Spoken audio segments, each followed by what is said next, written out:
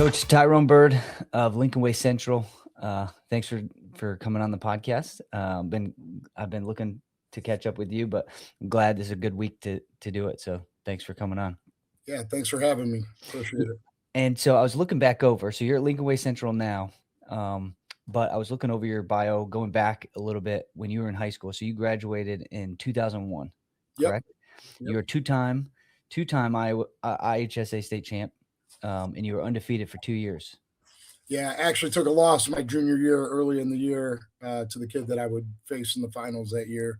So Okay, so it was the beginning of the year. Okay. Yeah. All right, impressive. So now you went to high school in Clinton, Illinois? Yep, down Central Illinois, still repping that 217 area code on my phone number. Yeah.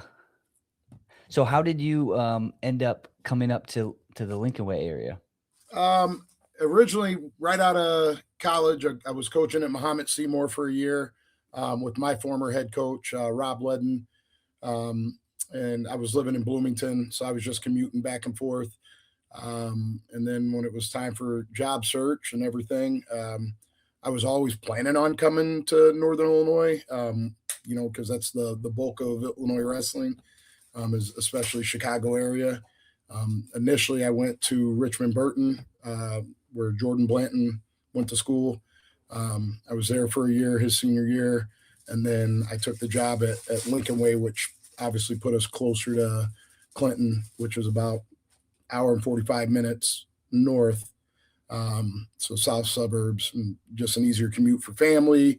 So we're still in touch with family. And I had my son basically back when we moved down here. So it allowed my family and my wife's family, who were both from Clinton, to kind of still be connected and not be this big commute of 3.5 hours.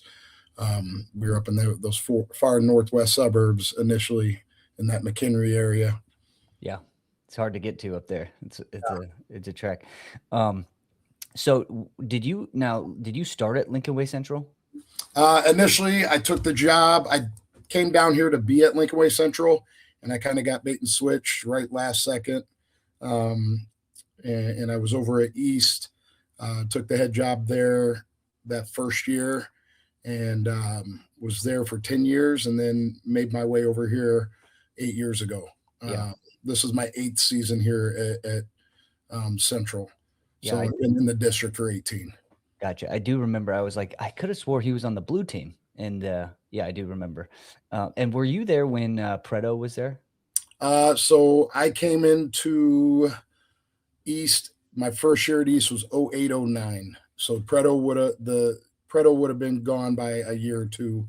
Okay. And Preto ended his career over at Sandburg. Oh, I gotcha. And what was your first state champion? Because I do remember. My first state champ would have been Blanton up north, but then my state champ over at East was Kyle Langendorfer, was a 2-timer. That's it. Yep, I do remember him. That was a good one. Wow, cool. And then, you went into college, and I just saw that, and I didn't notice. I don't know, you always have to have a refresher course because, your memory is so, you only can hold so much information in there. But you started as a true freshman, and you qualified for the Nationals as a true freshman at a big weight. How was that like? I was 188 pounds, lean. I was like a 7%er. And I was hanging with all the 97s in the room and beating those guys. And then I was scrapping with all the 84s and 74s. So, I was one of the top guys in from 75 or 74 up to 97. While it wasn't the top, I was in the mix, right? We had some good guys back then. Guys like Jason Potter, stuff like that. Brian Glenn was in that mix. And I remember Johnson pulled me aside. I had been, cutting to get to 74, and I certified at 74, wrestled a couple tournaments at 74. And Johnson pulled me aside after, I want to say, the Mizzou Open, and said, T-Bird, we're pulling your red shirt and you're going 97. Don't cut any more weight. Right. And so I looked at him, I laughed. I thought he was, and I was the type of guy, whatever you need, coach, whatever you think's best. I put all my trust in him, and really, fortunately, I never had a coach that abused that trust. Um, and he said, "Hey, we're pulling your red shirt," but I thought he was going to put me in at 84 and maybe toy around with Potter up at 97. But he wasn't. He wasn't kidding. He was. I wrestled the Eastern Illinois duel. It was my first one out, and I wrestled 84 there. And then the following week, I started wrestling 97. And I mean, I was eating, protein shakes for, morning, noon, and dinner. It was like all day thing, like it was water. And I think the heaviest I got that first year was like 192, 93 pounds. And, in the thick of season, it's hard to put on weight. I was in the weight room all the time, but you're in the thick of it. So it was just difficult to put on that weight.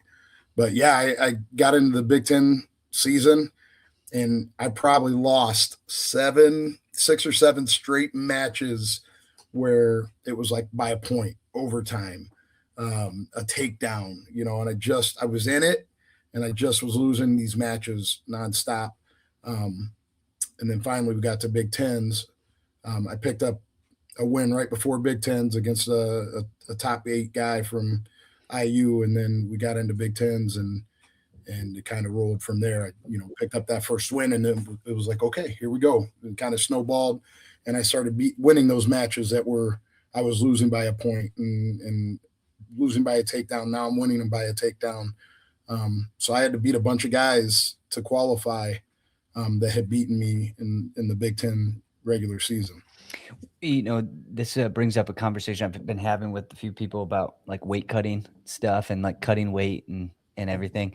And do you think that like being so small and not having to focus, obviously gaining weight is just as much of a focus as cutting weight sometimes, but it's definitely not mentally as draining, right? Because you're eating as opposed to not eating. Yeah. Do you think that helped you like progress quickly, like getting into the wrestling stuff? Yeah, yes and no. I will tell you this. You definitely something you got to concentrate in the off season. If you're trying to gain weight, it's something you need to do during the off season. And then I did. I put weight on in the off season. I got up to 219 that following summer, right? So, and now I wasn't 7% body fat, but I put on a little thickness and some strength and good mass as well. But I will tell you, it is just as much a job, and it's something that you're thinking about all the time. One of my old roommates was a heavyweight, and his big thing was, T-Bird, you got to eat big to be big, right? And so he was nonstop, like shoving food in my face. And fortunately, we were in the dorms that year, so like we buffet style. So it was like, hey, go get another plate, right? So I'd head up and get another plate. I mean, if Mark Jane will punch me in the face for saying this, because Jane was always sucking down, and he put some weight on it in the off season, and so he always had to cut weight to get to 33. And he used to get angry at me because he'd be crying about not eating, and I'm over here crying about eating. Like I was stuffed, and I mean, I swear, food was just sitting right below the surface and I'm ready to. I felt like I was gonna puke all the damn time. So it was a task. It took a lot of work. It's just a different type of focus, and it's a different feeling. Me personally, I'm a guy that has never had a problem losing weight. I sweat. Just as soon as we start warming up, I'm like dripping. Right? It's just one of those things. I can have a 6-7 pound practice, and without even really thinking about it. And obviously, it's water weight, but for me, losing 20 pounds was not a big feat. Gaining 20 was a huge feat. Right now, I got to shut that thing down because this gaining weight now is a different story. Yeah. I keep telling people I'm on the bulk because I can't gain weight. I wrestle, 3-4 times a week, and it's hard. Like you said, like in order for me to gain weight, I got to make sure and count all the calories and be working nonstop at eating, and probably wrestle less, to be honest. If I wrestle as that much, my body just burns the fat. So yeah, crazy. That's a big jump to be able to go from true freshman to NCAA qualifier and having to go up 2 weight classes basically. So impressive. Yeah. So, Coach, tell me about the season so far. How's it been going for you guys? We've had a good season. Unfortunately, we've had some injuries and some illness and stuff like that, but I think that's kind of part of the season. That it's a common story in most programs. Um, we're a good team, but we don't have the depth to just have a bunch of injuries and to easily replace some of those guys. I will say the guys that have stepped in, have done a great job. And we picked up some wins out of them in some big moments and some tournaments and stuff like that maybe we weren't expecting. So there's been some pleasant surprises in those filler roles.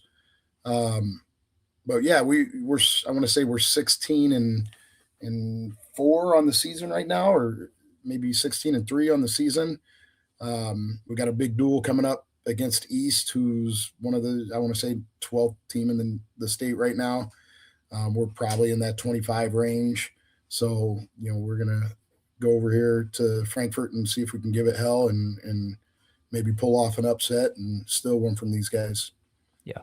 And so in your, just thinking about your varsity lineup, like there's some notable guys that are looking to make some impressions downstate. Anybody that you can mention to keep us on Yeah. the, yeah. Yeah. I mean, right now, I think, Aiden Hennings is having a heck of a year at heavyweight. I want to say he took third at the Dvorak, and he looked pretty dominant other than wrestling the number one kid who beat him up a little bit. But beyond that, he has been in every match. You got caught in bad position in a match that he was teching in Indiana and got caught and pinned. But other than that, he's been like in position to score a lot of points and pick up a lot of falls. He doesn't move like a traditional heavyweight, so it's been nice. Having that guy that can go out there and shoot and collar steal and do different things like that. And he's really doesn't have a hole in his game. He's good on bottom. He's good on top. He's good on his feet. So, if he keeps it together mentally, I think he could have a solid finish. Then, you look at my son, Jalen Byrd. He's another solid kid that should be in the mix at the end of the year. And I don't think there's any one kid that he can't beat in the state. He just got to put it together between his ears. Physically, same thing. I don't know that he's got a hole in his game in terms of top, bottom, or neutral. I think he's strong at all of them. And it's just a matter of him mentally being in position to take advantage of his skill set. Justin Langford, who's our 190-pounder, is having a good year, kind of having a breakout year where we've known that he's the type of kid that can compete with high-level kids. He got to the Dvorak and beat up on the Edwardsville kid pretty good and kind of put himself, on the map a little bit and kind of gave everybody notice, like, hey, I'm also a guy that you need to look out for. He's super athletic, super slick. When he uses it's pretty cool. He's one of those kids you in the room, go over, show him a misdirect, and it's like, yep, better than I just showed you, right? So kid like that could do really well.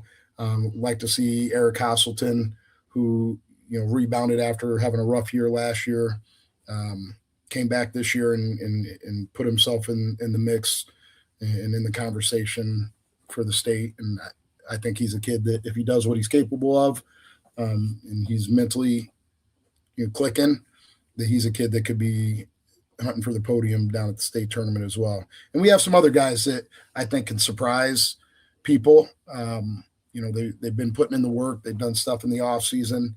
And we do this 50-50-50 after practice. It's kind of like extra credit. And some of those guys hanging out and doing those little things. I think they deserve to win. And if they put themselves in position, I think they can. Lincoln Way seems to be, solid up and down the lineups for all the teams. Like, what is the dynamic in Lincoln Way? You know what? I mean, a lot of these kids over at East, over at West, I've either worked with them when they were in youth, right? So Jalen was part of the Lincoln Way Wrestling Club. Um, his head coach in that club was Jeff Harvey, who coaches with us here at Central. And his son unfortunately got injured, who's a kid that we thought could have made a splash this year as well. But he's been he coached all these guys through youth, and I was with him along the way. Same thing with Brian. Brian was a part of the club and still is. And his kids went through, and so we were all together, basically through this whole process. So basically anybody that is kind of in those rankings, for the most part, was probably a part of that Lincoln Way Wrestling Club. And then in the off season, like Brian and I, do Thunderbirds and a lot of these guys that were in the club, or even some of these other outside guys. We get guys from Lockport, from Joliet area. Might get some guys from Tinley area, and then all the Lincoln Way area that come in and do some freestyle and Greco together as well. So it's we're friends, we're familiar with them. We've coached them over the years, so none of it's a surprise. We know all these kids, and we knew they were good back then, and we knew they had the potential to be really good high school wrestlers as well. Yeah, and you were talking about Brian Glenn, another one of your former teammates at Illinois. And I think that's an interesting dynamic, right? The wrestling community, the culture, I guess, in there, the coaches can be very territorial and keep people from other guys. But the fact that you guys all have good relationships with each other and can coach each other's guys, it seems that's a recipe for success, right? Yeah, absolutely. The way I look at it is I got to get better, right? My kids got to get better. At the end of the day, I can try to shield them from everybody else and just make them better within. But I think that's a missed opportunity, right? Brian's got some great kids on that team. There's some great kids over at East. There's some great kids in Andrew. There's some great kids at Lockport. So anybody that wants to come in here, iron sharpens iron type of mindset. So, get the best kids around here and all the in between, and just give them an opportunity to work together and compete together, and then compete against each other, right? But at the end of the day, from an individual standpoint, you got to get better. So what are you doing from a mindset wise, and what are you doing physically to get better? And you could still compete with and train together, right? You could still compete. Like, hey, I want to outwork you today, right? So if this is the guy that I'm going to be competing against next year on the mat during the regular season, well, let's win the battles of work ethic and effort and attitude every day, things like that. And if you're both just constantly passing each other up, at the end of the season, you're both going to be sitting pretty. We're about 40 days away from the state tournament. So getting into the end of it, you guys are hosting the Illini Classic. Now, is it hosted at Lincoln Way Central? Where is it hosted? Yeah. So it followed me. So we originally started this over at Lincoln Way East. Forgive me if I'm wrong on the year. I want to say it was probably 2011-ish, maybe 12. Started it back then. And then as I transitioned over here, I transitioned late. So I took the job for Central probably in April-ish, and facilities were already locked up. So we had to take it over to West for 1 year while I had my first year at Central. And then we brought it over to Central after that. Got it. Yeah, so it's a cool idea, right? So tell me how you select teams to come into the tournament.